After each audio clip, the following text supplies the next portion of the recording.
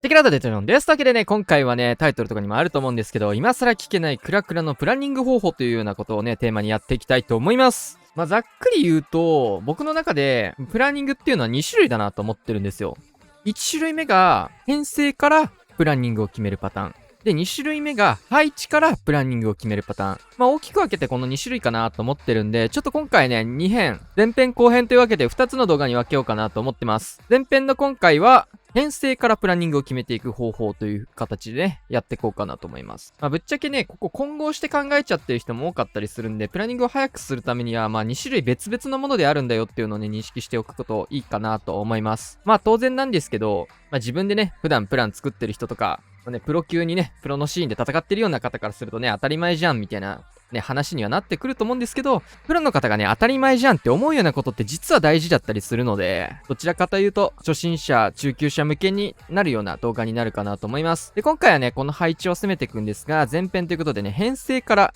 プランニングを考えていくパターンでやっていこうと思います。で、今回ね、COC プレイツールっていうね、アプリを使用しての、右上にちょっとね、出てるんですけど、プランニングを書いていくような形で作っていくんですけども、まず僕がやっていきたい編成っていうのが、本当にやりたかったのは、期間限定ユニット、タイタニスをね、ぶっ放したかったんですけども、終わってしまったクランリーグという形でやっていきたいと思いますので、当然期間限定ユニットが現在いないような状況ですと。あんなもんね、プランニングもあったもんないんで、普通にやっていくんですけど、編成を紹介しましょう。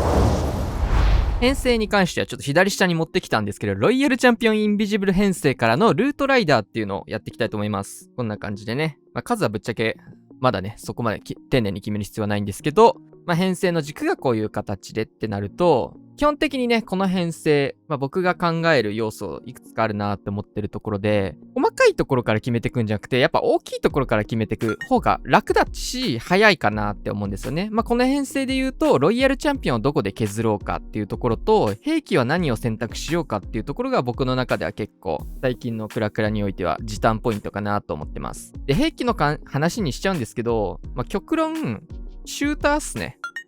シューターとランチャーに関しては結構時短ポイントになります。シューターがね、ぶっ刺さるようなポイントがあれば、シューターを使用してね、爆アドを取るみたいなのが、やっぱ今強い、未だに強いっていう言い方の方がいいかな。昔はもうより強かったんだけど、今はね、それでも他の兵器使った方が強かったりするっていうところなんですけど、シューターって PS いらないんですよね。置くだけで強くて、テスラチェックとかもちろん必要なんですけど、置いただけで強いんで、その後ね、なんかシューターに対して呪文を打ってあげるみたいなね、プレイスキルが反映しないようなね、最強兵器として使えるので、特にタウンホール17よりも下の方のタウンホール帯の方はね、シューターが強く活かせるかどうかっていうのは結構プランニングのね、軸に作るといいのかなと思ってます。で、ぶっちゃけ今回の配置はシューター強く使えそうなポイントあるんですよね。っていうのも、テスラがなかった場合のペン使うんですけど、この辺に置いたとき、対地クロスがここからビヨーンって飛んでくはするんですけど、なんか大体この辺ぶっ刺さり、ここはね、もちろんケアをするとして、ただヒーローがね、かかってくると。で、反対サイドも同じように、シューターね、対地クロスこっち効いてくるけど、ヒーローいて、みたいな感じで。爆アドってほどの感覚じゃないんですよね。僕の中でこれぐらいだと。なので、わざわざ使わなくていいかなっていうのが、今回のシューターを選ばなかった理由になります。編成として見たときに、実はね、シューターを使うよりも、ある程度刺さってたとしても、なんか別の兵器を使うことの方が強かったっていう経験談から来てるところでもあります。はい。というので、シューターをボツにしました。プランニングの中で一番ね、最初に出てくるようなぐらい、兵器、プランニング選択にね、影響がある兵器だと思ってもらえれば、シューターに関しては、ぶっちゃけね、別に使わないって決めて使わないでも全然いいんですけど、最近の配置はあんまり刺さんない配置が多いので、で、次、ロイヤルチャンピオンの削りを決めていきたいと思います。ロイちゃんの削りは、僕の中ではルートライダーの道を作れるかどうかっていうのは結構重きを置いていることと、当然ロイヤルチャンピオンの削り自体のバリューもある程度欲しいよっていうところで考えていきます。で、今回に関しては削れそうなところなんですけど、結構あるんですよね、ぶっちゃけ。僕が選定したルートは、後で発表するにして、取れそうなところ、例えば大きく削ってこの辺とか、この辺とか、反対同様にこっちもありますね。で、反対同様もこっちがあって、無理くり削りに行くならこの辺とかもワンチャンあるのかもしれないねって感じかな。ただ難易度が若干上がるかな。スペースもあってて、テスラスペースもたくさんね、外周部にあって予測しづらい、移動させられるみたいなところで、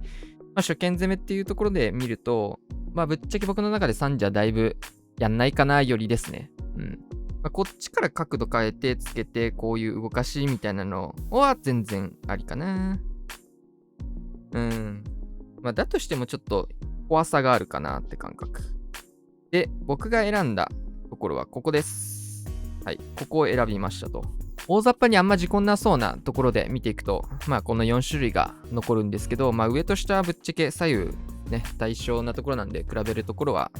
見えてるところでの差ぐらいしかないんですけど、じゃあなぜここを選んだかっていうところになってくるんですけど、それはね、最初に言った僕の中では、ロイヤルチャンピオンのルート作りっていうところを重く取りましたっていうところと、兵器選択で僕はね、ランチャーを使いたいなって思ってたんですよ。はい、ランチャーを持ってきました。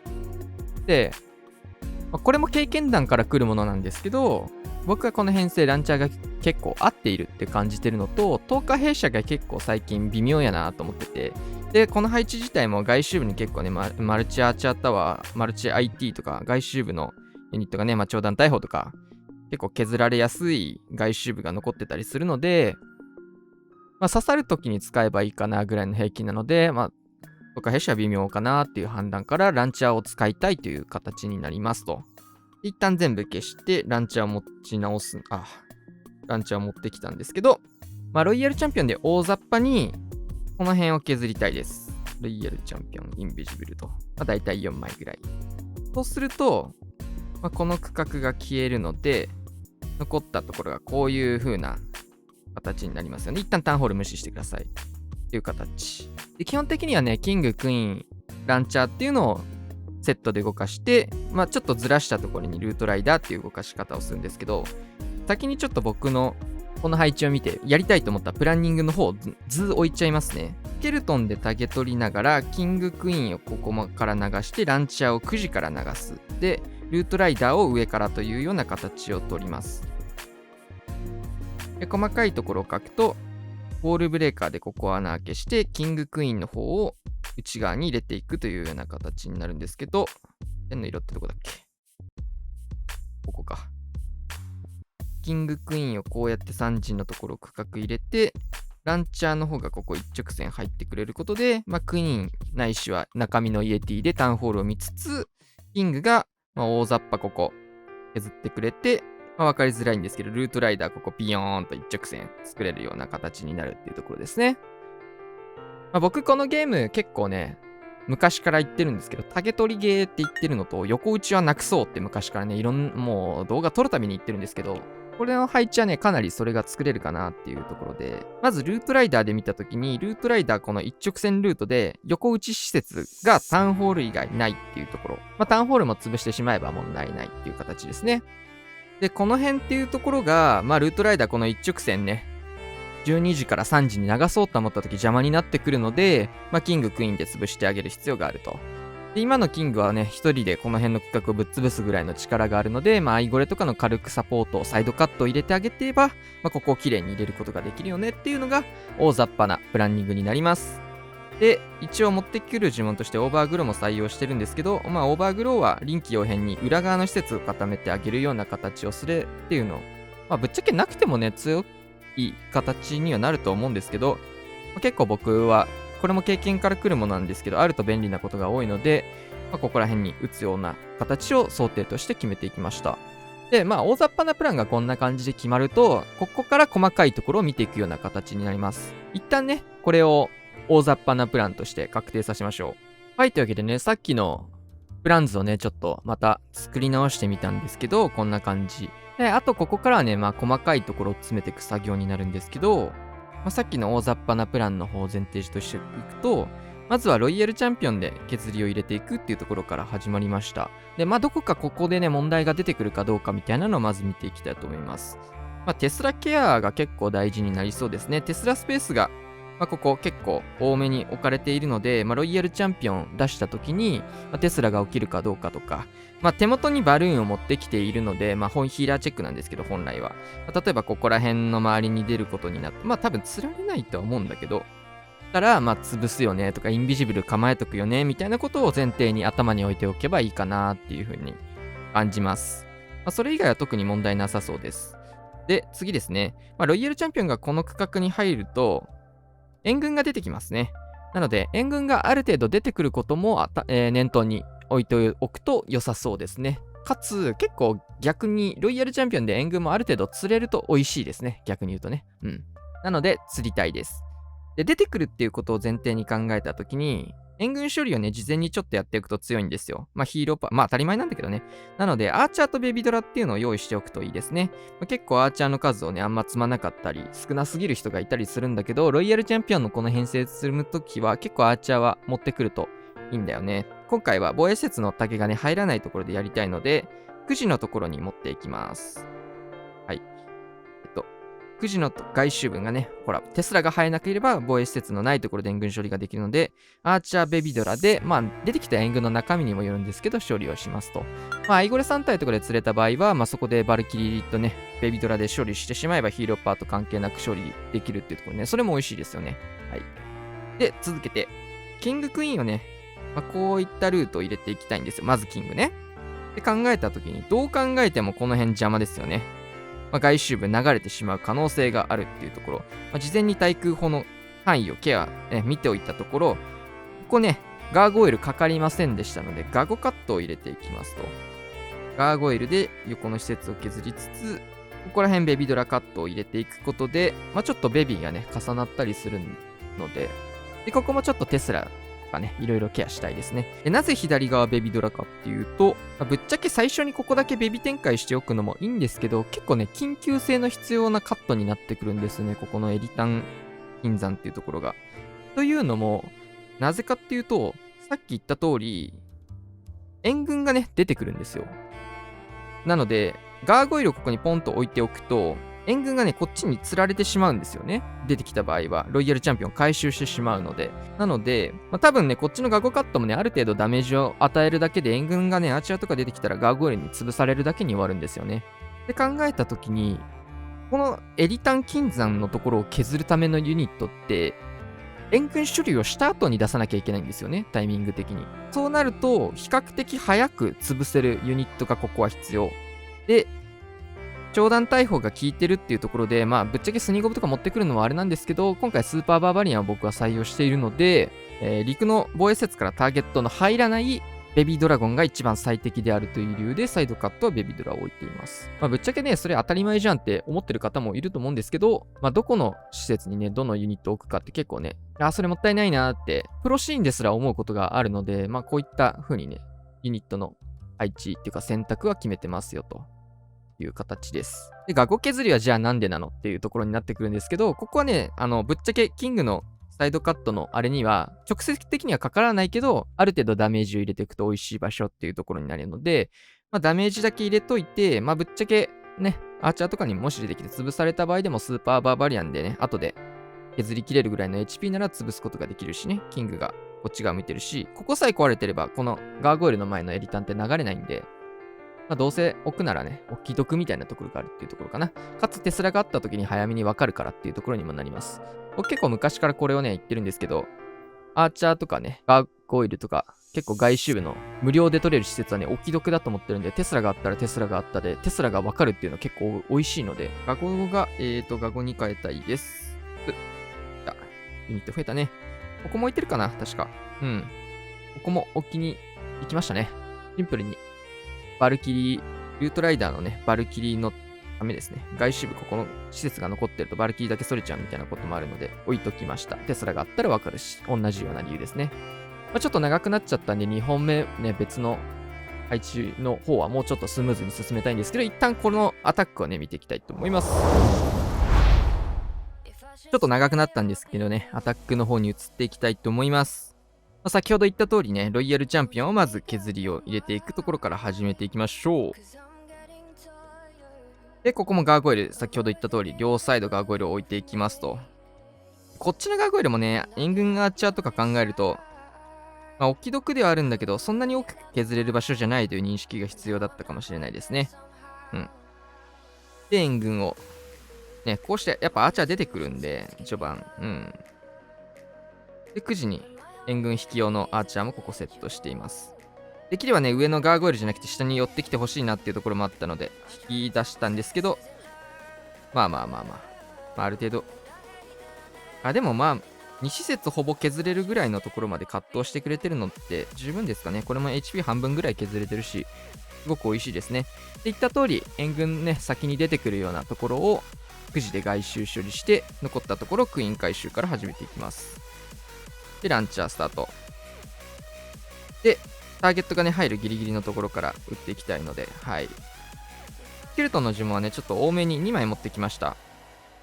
で、ベビードラのサイドカットやっぱここガーゴイルじゃ間に合わないですよねっていうところで、サイドカット入れてあげる、ウォールブレーカー入れてあげる。プランニングにおいて、崩れたらダメなところっていうのを一番ケアしておく必要がある。今回の場合は、ルートライダーパートよりもヒーローパートの方がね、崩れやすいですよね。どっちかっていうと。火力も高いところにもなってくるしっていうところなので、ヒーローパートを確実に遂行するためにスケルトンの呪文2枚っていうケアの仕方をしました。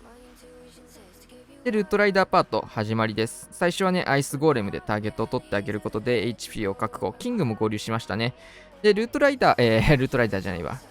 ウッドランチャーがね、穴を開けてくれたことで、イエティとクイーンの方でタウンホールを取りつつ、ここはクイーンの方は自分でクロックをしましたと。はい。で、ウォーデンのね、オーラの中にね、入ってくれたので、それを見てトームを合わせていきます。ここら辺はプレイングっていうよりも、逆だね、プランニングっていうよりもプレイングでの判断になりますね。で、外周部、スーパーバーバリアンとかで内側の方に押し入れていく準備ですね。で、最初に言った通り、オーバーグローもだいたいこの辺に打つだろうと決めていたところ、状況を見て打っていきました。内側のクイーンがね、ターゲット取られるっていうところで見て、であとは裏側、ね、バーバリアン回収もしつつ、ロイヤルチャンピオンも能力を残した状態で最終エリア。終わってみればね、ユニットの残り量もかなり残りましたね、これは。非常にプラン通りいったアタックだったかなと思います。これがね、プラン図だったんですけど、大体イメージ伝わりましたでしょうか。こういうイメージでプランを作っていきました。2本目はね、もうちょっと簡略化してね、スムーズに進むような形で2本目やっていきたいと思います。はい、2本目のね、プラン図を持ってきました。大体大雑把にこんな感じです。さっきね、アタック見てもらったっていうのとメジャーな編成なので、これだけ書いてわかる方もね、伝わるかなと思うんですけど、まずはロイヤルチャンピオン6時の区画を削っていきます。今回のロイヤルチャンピオンの目的はヒーローのためのサイドカットです。ロイちゃんはね、クイーン、キングのサイドカットにはなってたんですけど、キングクイーンのサイドカットもしくはルートライダーのサイドカットっていう目的で使っていきますと。ただこのランチャー型においては結構ね、キングクイーンのサイドカットになることが多いです。さっきも言ったんですけど、横打ちを減らしたいっていうところで、クイーンをこういう動きで持ってきたいんですけど、こういう動きをしたときに、この側のね、区画から横打ちを受けてしまいますので、それをなくすためにロイヤルチャンピオンがここを削ってくれるっていうような目的ですね。で、援軍に関しては今回ちょっと釣れるかどうか微妙なところもあるので、状況を見てって感じですね。で、このクロスボウに関しては、クイーンが普通に壁をね、相手なくても倒せる区画になってるので、放置で OK。で、もちろんモノリスのところはね、団体施設っていうところでスケルトンがぶっ刺さりやすいので、スケルトンプラスアイゴレっていう組み合わせでこの区画をケアしてあげます。はい。アイゴレも追加しておくと。で、ランチャー真ん中突っ切るような形で、この辺の中央の施設に削りを入れつつ、3時からルートライダー一直線。ルートライダーの一直線っていうのは結構大事ですね。面もある程度細く作りたいです。横打ち施設を削りたいっていうところと、ルートライダーバラバラになっちゃうと弱いっていうところで、ルートライダー自体の攻撃力があんま低くないのに、チリチリになってしまうとね、弱いって感じなので、ぶっちゃけそれでも全開は取れてしまう環境なんですけど、ベストを目指すのはね、あんまチリチリにならない方がいいかなって感じで、バルキリーも追加、ロイヤルチャンピオンも追加って感じなので、一直線に作りたいですね。で、横打ちの施設の対象が今回の場合だとこの内側になってくるんですよね。ロイヤル、何もしなかった場合、ルートライダーパートに横打ちとして殴ってくる施設がここになってくるんですけど、それを削るために、キングクイーン、ルートライダーといつも、ウッドランチャーとルートライダーいつも言い間違えちゃうんだけど、ここで真ん中見ていくようなイメージになります。で、オーバーグローに関しては、最後ね、締めで、割と大雑把にどこか状況を見て打つ呪文っていう形になるので、これはもう本当に進行を見て、どこにまず決めておくか、どこに打つかみたいなところは、あんまり僕はプランニングすることは少ないですが、大雑把に大体この辺っていう風には決めてますね。大体この辺に打つんじゃないでしょうか。タウンホールかけて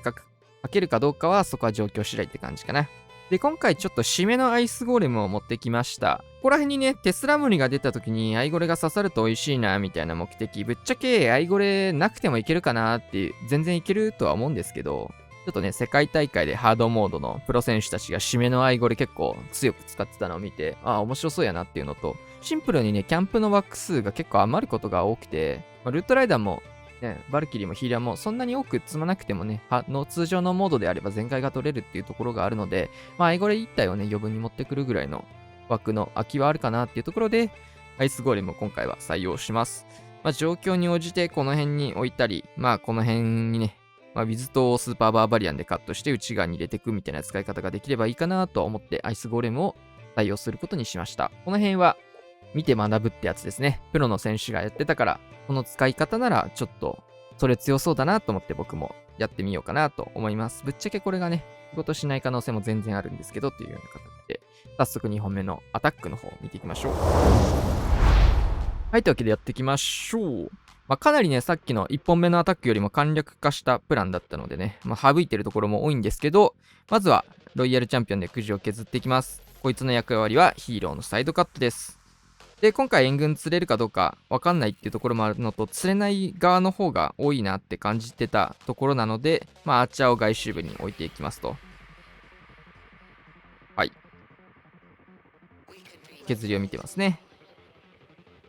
で、インビジブル当然かけて、クイーンをね、もう早く出していいので、ここで、回収していくんですけど、ちょっとアイゴレだけ釣れてしまいましたと。